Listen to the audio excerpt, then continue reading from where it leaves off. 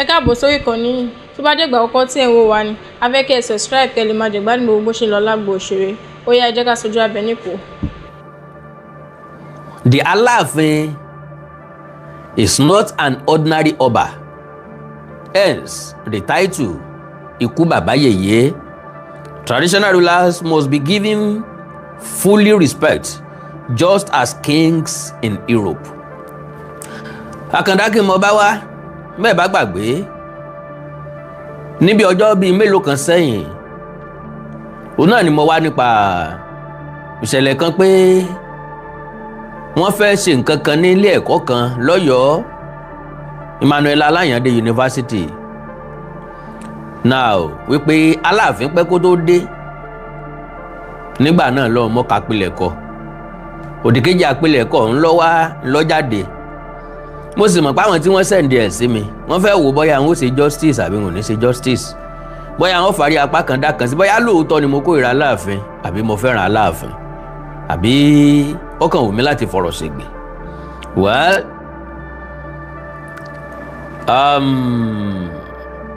a máa fi nǹkan ṣègbè ńgbà míì, gbogbo ẹ̀dá tọ́lọ́run bá dá ni, torí àwọn ọ̀jọ̀gbọ́n ní bàbá ọmọ ò ní jẹ́ gate man lọ́rùn kọ́ wá lajúlẹ̀ kọ́mọ tó bí ọwọ́ nù náà rún àpáàdì yọ̀dọ̀gbọ́n sí ni o, ẹlẹ́sẹ̀ ọ̀yà di méjì lọ́dọ̀ Ọlọ́run ni, because ó bá wo pé Ọlọ́run gbójú sẹ́gbẹ́ kan yọ ọkọ̀ sọ fọ́mọ ẹ̀ pé kọ́ bọ́ sọ́run rere, so that is life for you.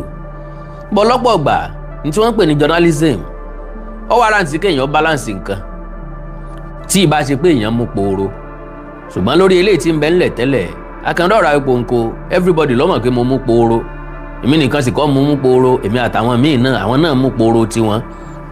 Ọ̀rọ̀ tí ń bẹ ńlẹ̀ yìí náà pooro náà nì.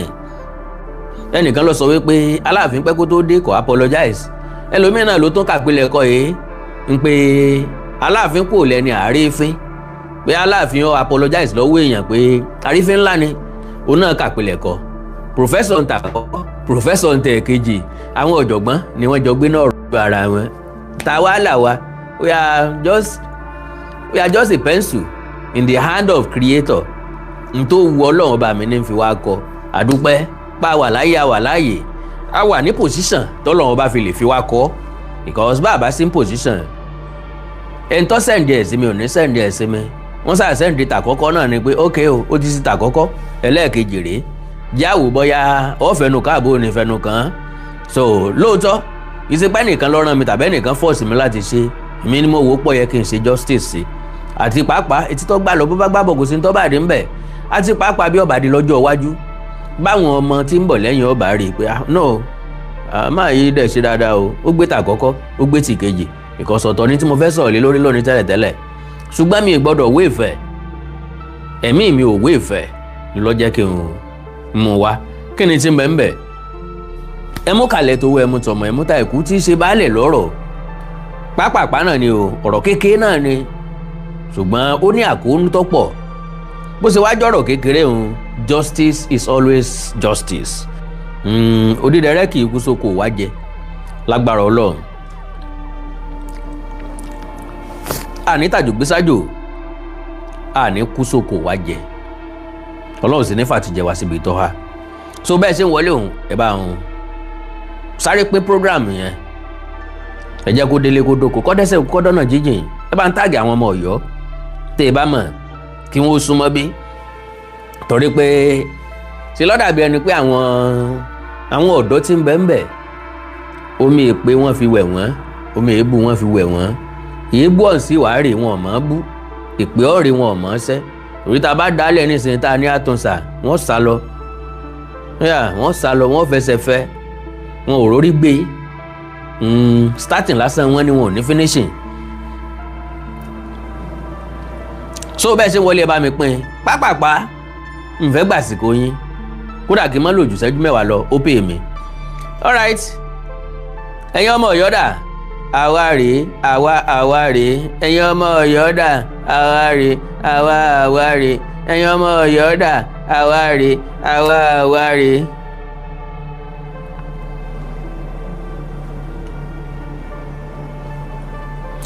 So ohun tí wọ́n pe topic ẹ̀ The Alaafin is not an ordinary Oba. Hence, the title Iku Baba Yeye. Traditional rulers must be given fully respect, just as kings in Europe. So, wọ́n ṣe pósítà fún ni o. Nínú kan, I don't think an Edo professor would publicly castigate the Oba of Benin, Ọmọnọba Nedo Udu Apolopolo. Bóyá dáàdì mi professor yìí ò sí láyé, tàbí kó jẹ́ pé wọ́n rìnrìn àjò wípé àsìkò social media la wà yìí níbi tí wọ́n ti ń criticize anything tó bá mẹ́ anybody tó yanu pọ̀ngàlà tó ebú ọ̀ni tó máa wọn ọ̀yọ́ kan tí wọ́n fi dì mẹ́ fit tán fi ń ya picture AI ọ̀ni tí wọ́n ń gbé pátá sídìí ọ̀ni tí lè fẹ̀ ìhàn wá sọ pé Aláàfin pẹ́ dé òde kó apologize eléyìí ò ní bàbá professor náà wá ń káwé wọ́ náà wá ń pè ní nǹkan bàbàrà náà wá ń kàrámọ̀ náà wá rò wípé ẹni tó sọ̀rọ̀ kọjá àyè rẹ̀ professor ló sọ̀rọ̀ ẹni tó sọ̀rọ̀ ju Aláàfin lọ lọ́jọ́ orí so gbogbo nǹkan ló yẹ kó mọ níwọ̀ntúnwọ̀nsì everybody ló tọ́ sí àpọ́nlé àti àyẹ́sí àwọn ọ̀jọ̀gbọ́n ní respect is reciprocal bù fún mi kí n bù fún ọ ni ẹ ń bá pọ́nni lé là á pọ́n lé ẹ báwọn òyìnbó lọ sọ bẹ́ẹ̀ báwọn ọ̀jọ̀gbọ́n lọ sọ bẹ́ẹ̀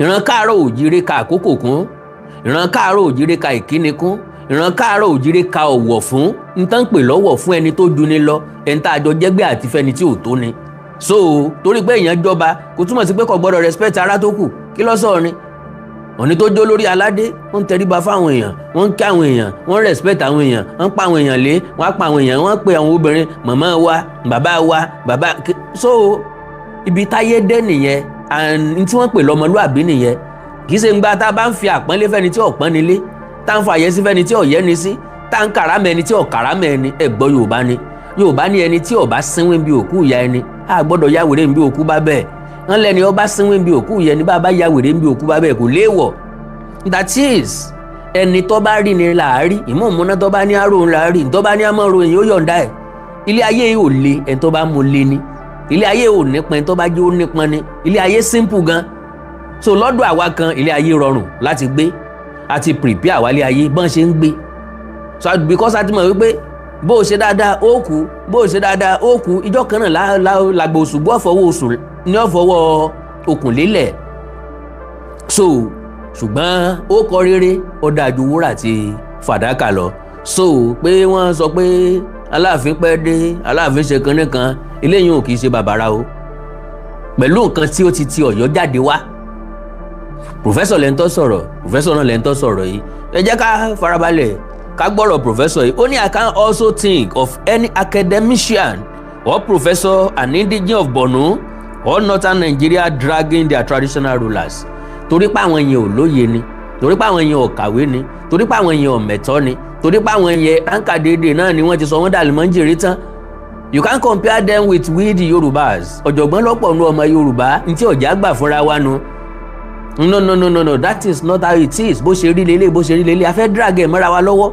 a fẹ́ jẹ́ kí everybody ọmọ wípé kíní yẹn yé wa so bọ́lọ́n ṣe dá Yorùbá nìyẹn Ọlọ́run ò dá wa nídàá ẹrú Ọlọ́run ò dá wa nídàá sùndọ̀bẹ Ọlọ́run ò dá wa nídàá báńkúnjọ we want our voice to be heard a fẹ́ kó wa ó gòkè a fẹ́ káwọn èèyàn gbọ́rọ̀ wa a fẹ́ kọ́rọ̀ wa ó nítumọ̀ a fẹ́ ká establish point wa that is ọmọ Yorùbá for you so àwọn Borno nǹkan àwọn eléyìí ò lè bú ọba wọn because wọ́n rí ọba wọn bí igbákejì Olódùmarè àwa náà ti rí bẹ́ẹ̀ rí àwọn ọba ni wọn ò fẹ́ra wọn sípò ọ̀jọ̀wọ̀ ńlọ jẹ́ ká wò pé ẹjá kàn wọ́n kò díẹ̀ bàbá kàn wọ́n kò díẹ̀ bóyá àwọn ajẹ́ sit tight wọn ajẹ́ sit right bóyá àwọn ajẹ́ ṣàtúnṣe ọba kan ò pọ́n ọba kejì lé does that make any sense to you too sir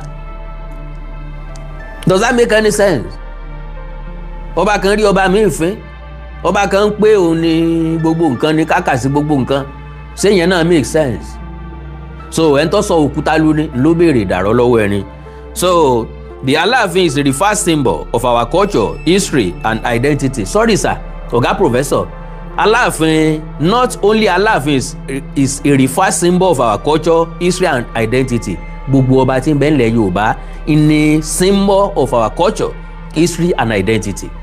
Gbogbo ọba ìlú pátápátá, ọba ìlú kọ̀ọ̀kan ni symbol of culture, history and identity of that ìlú.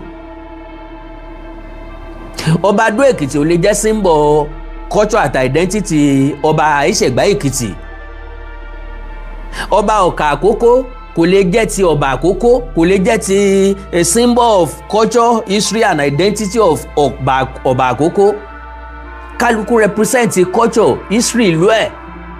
Ilé-Ifẹ̀ ní history tó yàtọ̀, Òṣogbo ní history tó yàtọ̀, Ẹdẹ ní history tó yàtọ̀, Ìlóbù ní history tó yàtọ̀, Ọ̀ṣun ní history tó yàtọ̀, Ìfẹ́tẹ̀dó ní history tó yàtọ̀, Ọ̀tà ní history tó yàtọ̀, Ìpẹ́tùbodù ní history tó yàtọ̀, gbogbo ìlú ló ní history tó yàtọ̀. Wọ́n ní symbol, wọ́n ní identity, wọ́n ní history wọn, wọ́n dẹ̀ ní culture tiwọn lọ́tọ̀ọ̀tọ̀. Ó kọ eégún wọn ò báramu, ó kọ ọdún wọn ò báramu, gbogbo nǹkan tá à ń ṣe ò báramu. So now disrespecting him is an insult. Ẹ gbọ́ dáadáa o, the Alaafin is a reversed symbol of our culture, history and identity. Disrespecting him is an insult to all Yoruba people. No. Òkú ọ̀pápọ̀ mọ́ ìyàwó, òkú òrè tẹ́ ìyàwó rìsọ́ọ̀sì. Kí ni tó bá mú Alaafin disrespect Ọọ̀ni? Ó sọ wípé kí ọba tó kú ó disrespect òun àti bí kó gbogbo. Tó máa ń sọ wípé is an insult to all Yoruba people. That means we are talking about Ọọ̀ni Ilé-Ifẹ̀.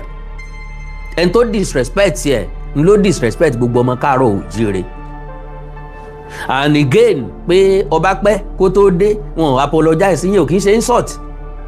Kì í ṣe pé wọ́n bú Aláàfin ní abojú àbọ̀n bu lábimú àbọ̀n sọ pé ó sẹnu báyìí àbọ̀n sọ pé ó sorí báyìí, ìyẹn ni wọ́n ń pè lé èébú. Majority wọ ọmọ ìyàtọ̀ láàrin èébú àti kéèyàn ó sọ̀rọ̀ tàbí kéèyàn ó fẹ̀hónú àtẹ̀rúnú hàn. Kò bára mu, ó dó sáàyè ọ̀tọ̀ gédéǹgbé ni. So bàbá fẹ́ rẹ́ni jẹni ká wí, ìwọ ni ti pé ọba ń pè ọ́ lọ́yọ̀ọ́. Ó ní I think the Don should go and make a personal and physical appearance for apology to the Alaafin in his palace. Wẹ́ mi lè gbẹ́nu professor yẹn sọ̀rọ̀. Mọ́ bá lè lọ sí palace Ọọ̀ni àbí palace Aláàfin kí wọ́n rí ìfẹ́nu gbolẹ̀ ńbẹ̀, mi ì tí ì mọ̀. Ṣùgbọ́n mo doubt ẹ̀. Àná tí ń sọ̀rọ̀ àwọn náà ó ti fi hàn wípé tí wọn ò bá jọmọ Ọ̀yọ́ a jẹ́ pé àwọn náà ti choose Aláàfin nìyẹn. So that is it. Now ẹ já lọ sórí àpilẹ̀kọ wọn gangan. Post àmọ́ kọ́kọ́ kà ó. Ó ní was Alaafin really late to that event? Ó ń béèrè lọ wa àwọn ò sí ń bẹ̀ bóyá àwọn wà ń bẹ̀ àti ìmọ̀. An article was published by Professor Ademola Da Silva on Toyin Falola Network. It was titled, and I quote, "Of Mythography and Mythognosis, a complementary perspective on Yoruba mythology and the relevance today." I have not read the article, but I guess it is a publication trying to clear the misunderstanding or understanding of mythography and mythognosis. It is a very worthwhile attempt for us, the Yorubas, to know more about our culture. Of course, ọ̀pọ̀lọpọ̀ nínú wa ń gbìyànjú à ń sapá, but unfortunately àwọn tí ń gbìyànjú láti gbé ẹ̀sìn lárugẹ wọn kì í sábà rí attention tó yẹ, wọn kì í sábà rí àpọ́nlé tó yẹ, wọn kì í sábà rí àyẹ́sí tó yẹ, wọn kì í sábà rí support tó yẹ. So that one is on one side.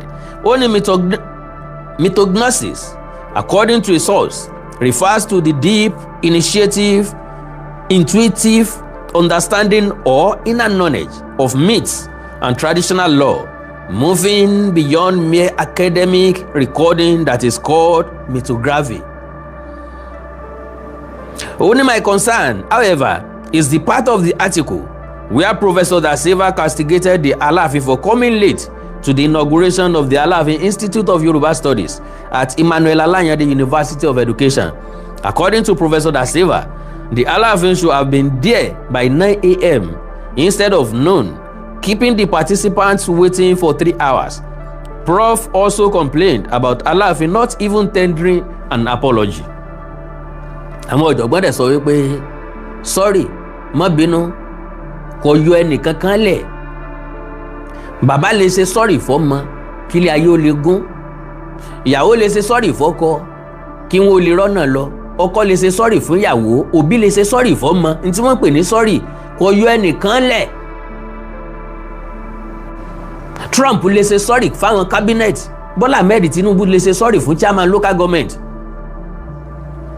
Kò túmọ̀ sí pé torí pé nìkan wà nípò kan ni ò wá lè ṣe sọ́ọ̀rì, ni ò lè apologize tó bá ṣàṣìṣe. Gbogbo ẹ̀dá tọ́lọ́run dá sílé ayé ló ń lórí ọ̀fẹ́ àti ṣàṣìṣe, bọ́n bá wá ṣàṣìṣe wọn lórí ọ̀fẹ́ àti ṣàtúnṣe náà. So, Oani, the spokesperson for the Alaafin, however, made us to know that Professor Da Silva was wrong. In his response to the professor's criticism, he indicated that Professor Ademola Da Silva was not a member of the organizing committee. He doesn't have to be. Kò pọn dandan kó jẹ́ member of the organizing committee. He was there and he was invited. Mi ò rò pé yọjú ràn lọ ni. Because èmi tí mi mọ̀ pọ́n fẹ́ ṣe nǹkan kan bẹ̀ ẹ lè rí mi ń bẹ̀ ńgbà tí mo déètì wọn sọ déètì fún mi ní invitation. That means professor yẹn wọ́n invite ẹ wá ní. Wọ́n dẹ̀ wá wo wípé tó bá jẹ́ aago 12 lẹ fẹ́ ṣe program àwọn tó jẹ́ academia ni wọ́n ń pè wọ́n, àwọn lecturer nǹkan professor ọ̀hún time ni wọ́n bá deal. Wọ́n ti fàákò kan lẹ̀ fún nǹkan kan, wọ́n fàákò míì lẹ̀ fún nǹkan kan, wọ́n ti calculate ìrìn àjò wọn. Wọ́n wá dúró síbì kan fún odidi 3 hours. Ẹ dẹ̀ pé nǹkan ní yago báyìí, wọ́n dẹ̀ wà punctual, wọ́n tètè dé. So ẹ dẹ̀ expect kan dẹ̀ panumọ́ bẹ́ẹ̀ náà bí àwọn ọmọ kékeré gan ò tún lè panumọ́ gan, á tún sọ̀rọ̀ àwa náà ó tún sọ̀rọ̀. Ń gbó náà ṣe wá ṣe báyìí gbà tán mọ̀ pé kò ní tètè yá báyìí, àbá ti jẹ́ kó lóore ó dààmú. So only okay. He indicated that Professor Ademola Da Silva was not a member of the organizing committee and might know little or even nothing about the arrangements for Alaafin's arrival to the event, nor did he know about the communication and interaction between the organizers and Alaafin's aides on that day. So I am going to address the issues from different angles. Okay, firstly, I am not in support of VIP invitees coming late to the event they are expected to honor with their presence. Àkọ́kọ́ nu. However, I would like to say that traditional Yoruba events are time-bound. Traditional Yorubas are very time-conscious in performing, for example, rites and ritual. Tán bá wà time-conscious láti perform rites and ritual. Kò túmọ̀ sí pé wọn ò gbọ́dọ̀ wà time-conscious láti attend the program tó wà important as that magnitude. So, rite and ritual. So also, waking up the Oba in the morning is time-bound and done by the drummer and royal horn blower. Gbogbo ọjọ́ kọ́ ló máa ń rí bákan náà. Àwọn aláàgọ́ ọba òǹkàkàkí wọ́n lè jí ọba, because to the best of my understanding àtàlágọ́ àtòǹkàkàkí wọ́n ń tẹ̀lé ọba jáde. Tó jẹ́ personal assistant ní ó sọ fún àwọn kàkàkí àwọn aláàgọ́ ọba pé à ń lọ sóde kan lọ́la o, gbogbo palace gbogbo àwọn entourage ló máa ń mọ̀. Sódà kìí ṣègbà tẹ́ máa dé time kan tán máa sọ pé àwọn ọmọ páwọn ń lò dé àwọn ò múra lẹ̀, so everybody ti gbọ́dọ̀ wá wíà. Okay o, tálágọ́ ọba oníkàkàkí mọ̀ wípé kábíyèsí gbọ́dọ̀ jáde ńlé láago 9. Òun kàkàkí lè fi kàkàkí jí ọba látago 5. Wọ́n ti ń fi kàkàkí jí Ọọ̀ni láti ìdájí. According to ẹni tó máa ń kéwì síwájú bàbá, láti ìdájí lòun fèrè ó ti lòun ti máa kí kábíyèsí. Kò sẹ́ni tí wọ́n kì tí ò tí ì ní jí. So ilé ọba, ààfin ọba kì í ṣe ibi tí wọ́n ti ń sunrun àsundàbọ̀. Ilé iṣẹ́ ni, kò yàtọ̀ sí president. Ẹ lè sọ time táwọn ọba ń sùn, ọba míì ò kì í sùn títí aago 2 aago 3 lóru. Kì í ṣe ibi tí wọ́n ti ń sunrun àsundàbọ̀. President ò lójú oorun, wàhálà lọ́tún wàhálà lósì ni ní tí wọ́n ń pè nípò ọba náà nu. Náà fi sọ fún ọ pé ilé ọlá níyọnu. Ọlá níyọnu. Ilé ọlá níyọnu. Ilé ọlá níyọnu. Kì í ṣe gbádùn ní bẹ́lí ọlá. Láàfin ọba, mo bá kábíyèsí kan pàdé ń jò ní, ó ní tó ń bá mọ̀ ni ò bá ti jọba. Tó lóun ti débẹ̀ tán kóhun tó mọ̀, kò sí sinmi, kò sí gbádùn ní táwọn èèyàn bá kàn rá wọn ń ta, táwọn ti di mọ́tò jáde tí mọ́tò tẹ̀léra wọn, táwọn kó inú aṣọ, wọ́n bìlì pé ìgbádùn bẹ́ẹ̀ ó lòun lo mọ́ tó ń fèsì nínú ààfin. Ngbà tá àfin já àfin, apẹtùmọdù ànánu kọ́lọ́wọ́n bá ń fọ̀run kẹ́ wọn. Àmọ́ ti di ti jẹta, ọba adédọ̀kun adégòkè àrẹ̀mú akúnrálẹ̀ dòye ọba James kọ́lọ̀ ń fọ̀rùn kẹ́ wọn bàbá ní láwọn ò kí ń lè sùn so palace ò kí ń ṣe ibi tí wọ́n ti ń sùn àsùnná kọ́kọ́ kí professor bá ń gbọ́yùn dáadáa at least arìn máwọn ọba dáadáa okay so over in the morning it's time born and done by the drummer and royal horn blower but let us deal with this Alaafin's issue. The palace spokesperson said that the arrangement for the Alaafin's arrival was duly communicated to the organizers. If so, then Professor Ademola da Silva needs to apologize fún kẹ́ni fún pé wọn ò sí ńbẹ̀ wọ́n yí ṣàyọnu sọ. All right, saying a bit about the movement of Yoruba Obas, I think Professor da Silva, as an expert in mythography and mythognosis, must know a lot about the myths surrounding the movements of an imperial king like Alaafin of Oyo. Tell us, sir. The Alaafin may need to perform some rites before leaving his palace. Ìrọ̀lẹ́ lẹ́yìn kì í ṣe bíi tàtijọ́ kò sí ọba tí sábà ń perform rites kan kó tó di pé wọ́n kú o mọ́ ọba mélòó ní bí fálẹ́rẹ̀ kan tó jáde kúrò nílé ọba tó jẹ́ pé wìrìwìrì ni wọ́n múra táwọn náà sáré jáde pé àwọn ò gbọ́dọ̀ miss ibi táwọn lọ ò gbọ́dọ̀ miss flight sọba tó ní flight láti káàṣì ni ó sọ pé kán kọ́kọ́ bọ̀gún kóhun tó kúrò nílé àbí kádífálà ò tó dé kó máa gbé fàjànlẹ̀ àfi tí kábíyèsí ọba jẹ́ adífálà tí ọba kádífálà lójú o sọ̀ntífàwí ojú nǹkan mi gbọ́dọ̀ miss flight sọ̀ntífà sọ kábíyèsí Ifá sọ pé iwájú ọpọ́n gbàgbé iwájú àtẹ̀yìn ọpọ́n sọ béèrè lọ́wọ́ Ifá kí ni Ifá sọ. All right, Imperial King like Alaafin Oyo, the Alaafin may need to perform some rites before leaving his palace and the rites are surely time bound. Láago mélòó? So he cannot just leave his palace like an ordinary person invited to an event. Ṣé palace l'Alaafin sùn ni? Ilé l'Alaafin sùn kì í ṣe palace. Alaafin wá sí palace ni. Ẹ gbádùn mi.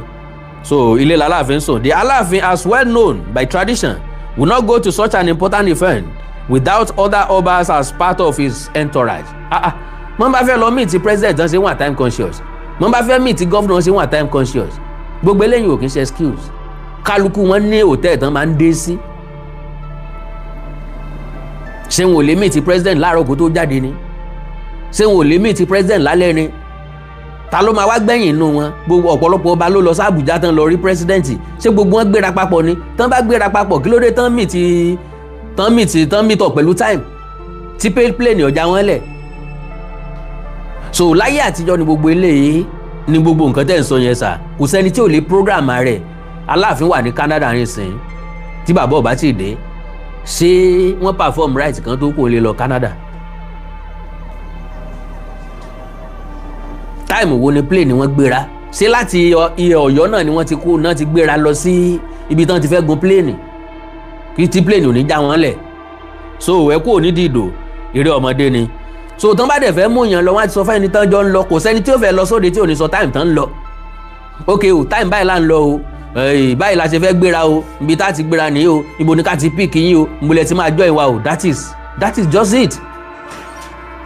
I am even surprised that such an event organized by eminent scholars of Yoruba culture and tradition would invite and expect such a VIP like the Alaafin to be present as early as 9 a.m. at a university event without clearing its suitability with the Oba. You can say that, but kálukú ló mọ bó ṣe lè anytime tó bá wù kálukú ló lè fi program ẹ̀ sí. Báyìí ní ṣe nǹkan mi ò yàtọ̀ ilé ẹ̀kọ́ ni àwọn náà mọ time tán lè fi nǹkan wọn sí mbẹ̀. So Professor Ademola da Silva is an eminent Yoruba professor of English and good in studies of mythography and mythognosis. The professor should have communicated his displeasure privately to the Alaafin instead of the public criticism published as an article. Ìyẹn túmọ̀ sí pé eléyìí tó dùn ẹ̀yin jù níbẹ̀ ni wípé wọ́n sọ ọ́ síta ọ̀pọ̀lọpọ̀ nǹkan ń bẹ tó jẹ́ pé bẹ́ẹ̀ bá lè fẹ́ sọ fáwọn èèyàn kan ní kọ̀kọ̀ ẹ̀ ní ráàyè àti sọ. Bẹ́ẹ̀ bá pè tí wọn ò bá pí kọ́ ńkọ́ bẹ́ẹ̀ bá lè fẹ́ rí wọn tán bá ẹ̀sẹ̀ ń béèrè lọ́wọ́ yín pé ṣe lápọ̀ìntmẹ́ǹt pẹ̀lú wọn ńkọ́ gbogbo àwọn nǹkan bẹ́ẹ̀ yẹn ló máa ń pìsà ẹ̀wọ̀n lòmíì off. Àná tó sọ̀rọ̀ sí public ó sọ kì í ṣe pọ́ sọ nítorí Aláàfin ó sọ nítorí ẹlòmíì tí yóò tún fẹ́ ṣe bẹ́ẹ̀ pé káwọn èèyàn kankan máa mú àwọn èèyàn kankan lọ́bọ and kẹ́nìkan dẹ̀ mọ́ fọlá jiyọ̀ so kò sí nǹkan tó bá nínú ẹ̀. Alright, the Alaafin is not an ordinary Oba, hence the title Ikú Bàbá Yèyé. Traditional rulers, especially of the Alaafin caliber, must be given due respect, just as kings in Europe are duly respected. Even here in Nigeria, I don't think an Edo professor will publicly castigate the Oba of many. Omon Oba Nedo Oku Opolopolo. I can't also think of any academician or professor and EDG of Borno or northern Nigeria dragging their traditional rulers, El Kanemi and emirs in public as done by the article published by Professor Ademola Da Silva. Mo ti sọ yàtọ̀ tó wà nínú wọn fún yín. I think the Don should go and make a personal and physical appearance for apology to the Alaafin in his palace. Maybe bóyá kẹ́ ẹ wọ́ wọn lọ kí wọ́n lọ sí bẹ́ẹ̀. I take this opportunity to appeal to all Yoruba intellectuals to be careful in the assessments of our traditional rulers. Ẹ̀yin ni kẹ́ ẹ kọ́kọ́ pa àwọn traditional rulers yín lé. And káwọn traditional rulers yín náà kàn kọ́kọ́ fọwọ́ síbi tọ́wọ́ gbé káwọn náà dẹ̀ kọ́kọ́ pọ́nra wọn lé. Ẹ̀ ń bó nígbà bá ṣe pé bẹ́ẹ̀ láti bá pé.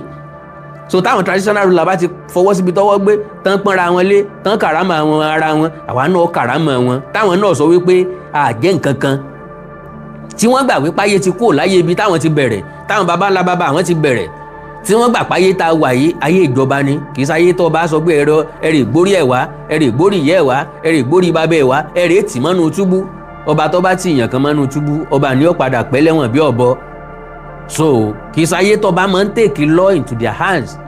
Ayé tí gómìnà máa ń yọba ń pò ní ayé tó jẹ́ pé ìjọba ló lágbára ni ayé tó jẹ́ pọ̀pọ̀lọpọ̀ ọba ní ń bẹ lọ́gbà ẹ̀wọ̀n ọ̀pọ̀lọpọ̀ ọba ní ń bẹ correctional center ọ̀pọ̀lọpọ̀ ọba ní fi aṣọ péńpé roko ọba nísìn ṣe láyé ìgbà náà láyé ẹsẹ̀ máa kàrámọ̀ wípé ẹnìkan sọ pé ẹnìkan pẹ́ kó tó dòde àbí kí kálukú fọwọ́ síbi tọ́wọ́ gbé káwọn ọba ó di kán base lórí ìdàgbàsókè ìlú wọn kí ló lè mú ìlú wọn progress kí ló lè mú ìlú wọn dàgbàsókè kí ló lè má àwọn ọ̀dọ́ tí ń bẹ nínú ìlú wọn ríṣẹ́ iṣẹ́ ìwo làwọn gangan fẹ́ dálẹ̀ àwọn èèyàn wo ni wọ́n mọ̀ bó náà ìfẹ́ mú connection wọ̀lú wọn nítorí yẹ káwọn ọba ó bèèzẹ̀ lé lórí ní ìsìn nìyẹn kì í ṣe pé lágbájá òkè mi tàmẹ̀dún mọ́ mi lójú ẹnìkan pè mí lórúkọ ẹnìkan ò fi ikú bàbá yèyé sórúkọ mi ẹnìkan ò fọ̀jájá tù sórúkọ mi àti bẹ́ẹ̀ bẹ́ẹ̀ lọ.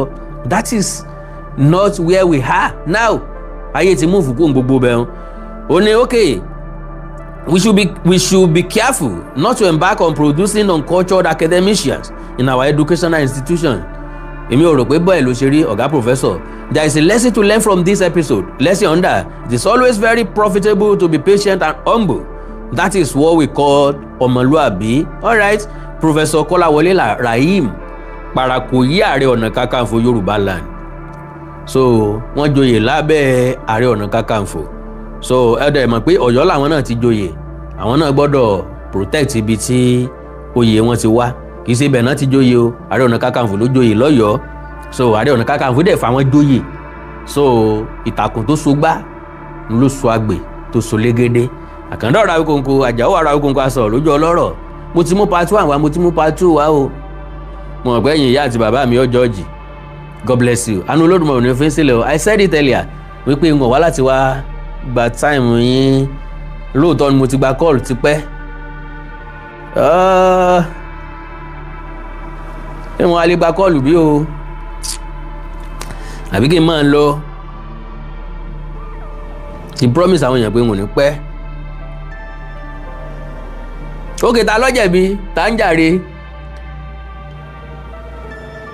ṣé professor àkọ́kọ́ ni àbí professor kejì 09048519362 09048519362 àti 09151479599 jẹ́ wo is the professor serious jẹ́ wo bóyá ó rí pé kan àbí méjì gba àjàrí kó tó di pé wọ́n máa lọ +2349048519362 +2349048519362 àti +2349151479599 nọ́mbà méjì tẹ́lẹ̀ pè mí sínú pápápá ìpè kan tàbí méjì kí n sì máa lọ.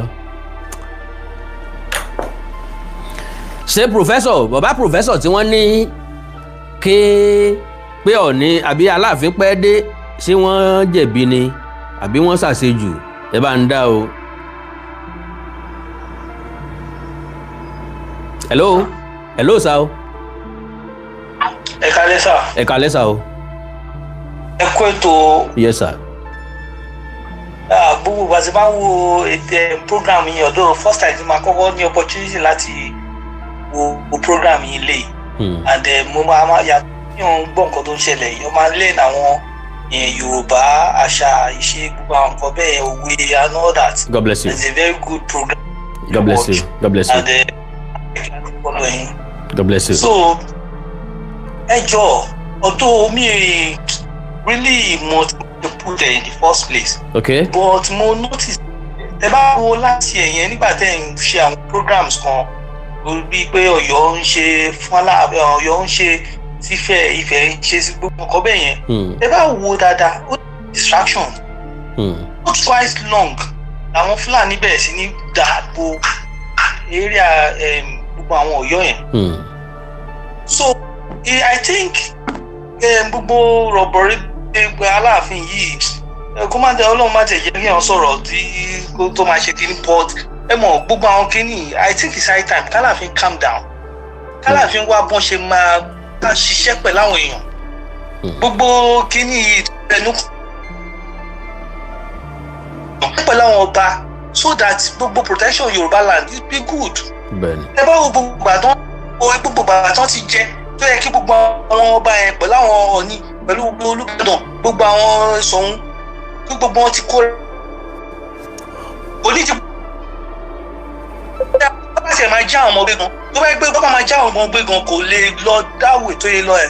I don't know why this ọba is just not I don't know so kí ẹ máa tẹ̀ sọ̀rọ̀ sórí aládé. God bless you. Ọlọ́run fún ní knowledge. God bless you sir. Pé ìrẹ̀lẹ̀ náà lọ́nà needs ni Ọlọ́run fún ní nǹkan tó need. God bless you. I think this man is action to the progress of Yoruba land. God bless you. Honestly. God bless you brother. Action. God bless you. Yeah. God bless you sir. Okay. Ẹ ṣé o.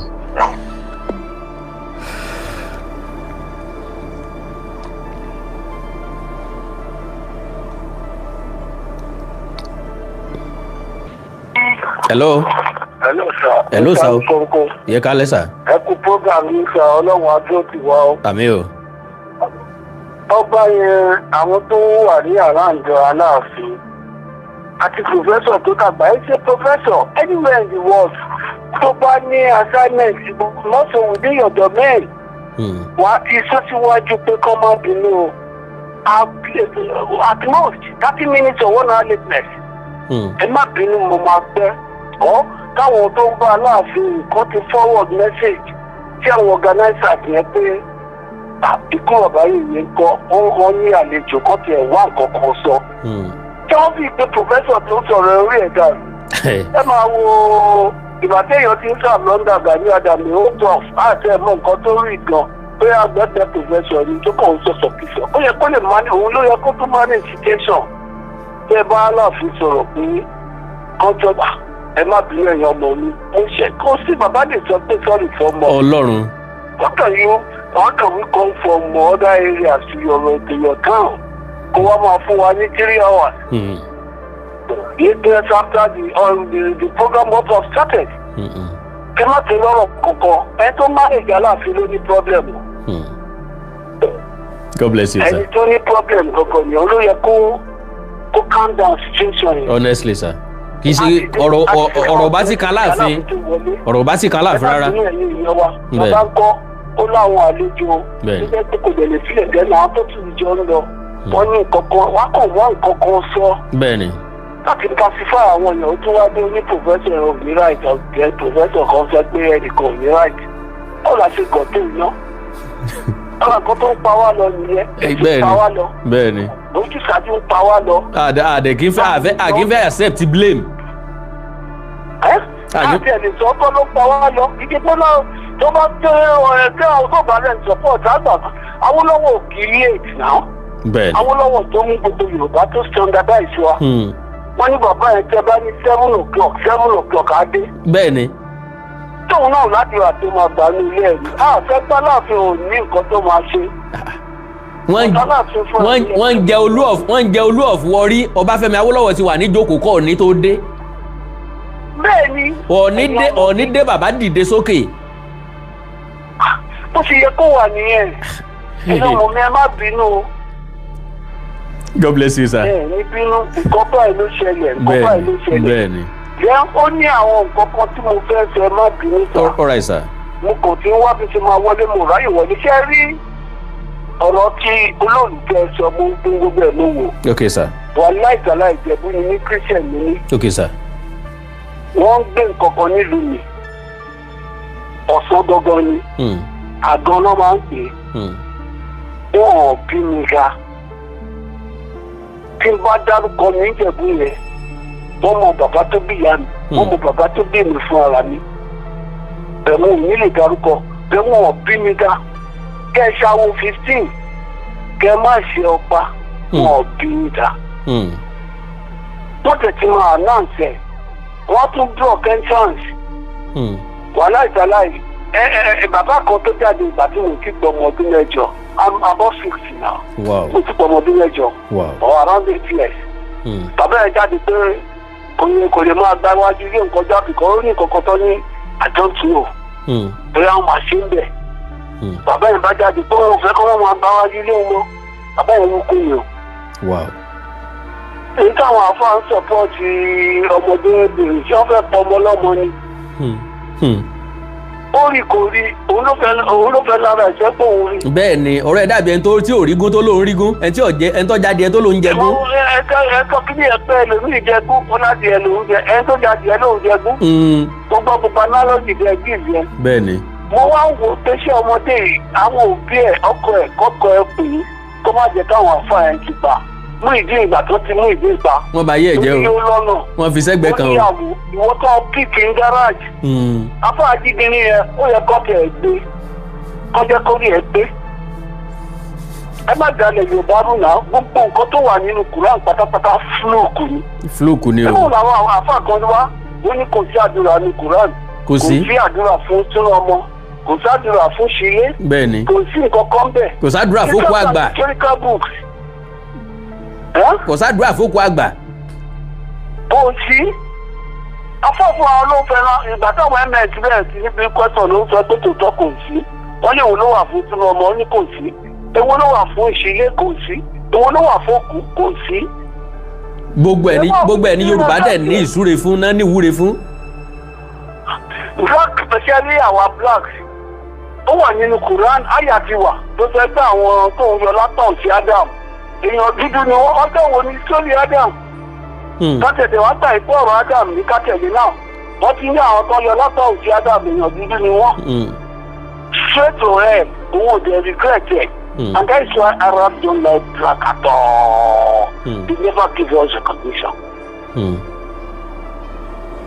kí ni àwọn fẹ́ para wa kú fún torí ẹ̀sìn mú bí àfa kan ìgbà tí mo fẹ́ bá àwọn ms ọ̀rọ̀ mo ráyè pé ṣé bàbá ẹ̀kọ́ lẹ́tà sí ẹ látọ̀run pé inú iná wà o ọ̀run rere gẹ̀wà ànígbà ìsímù ọ̀run rere tó jẹ́ pé òbò lẹ́ ń lọ tó níwájú àlá ẹ̀jẹ̀ máa mú tí ẹ máa fẹ́ yẹ kí mu tí is that not stupid? It sounds so stupid. ẹ lọ máa dóbò níwájú ọlọ́run. virgin 77 bẹ́ẹ̀jì àbí 70 bẹ́ẹ̀jì. àdẹ̀rà is stupid ó kó dẹ̀ máa lé ṣánṣánṣán ṣé bá ọ̀fẹ́ ní ẹ̀ ò ní jáde àná.